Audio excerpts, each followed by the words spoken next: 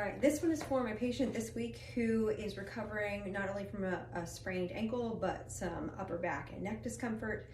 I suggested she start using a balance board at the gym.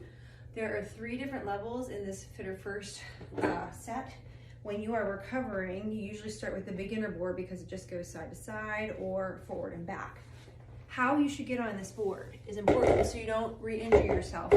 And you're just going to lock the board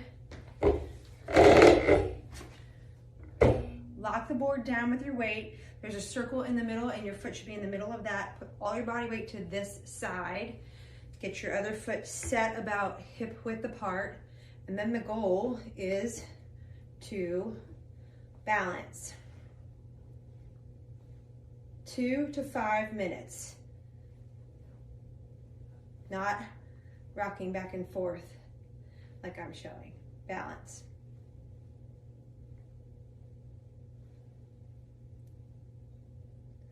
Two, turn the board. This is usually easier, so lock the board down with your foot. Use the circle for your guideline. Body weight as back. Set your feet hip width apart and balance.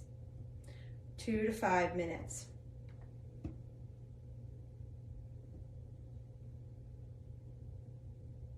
Then you progress to the large circle and then the small circle.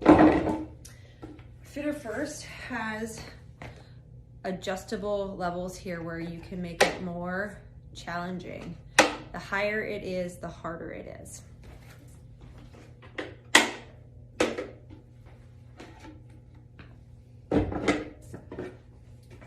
The round boards, lock the board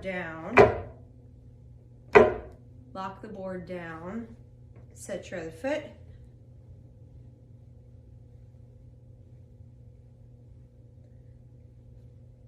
balance.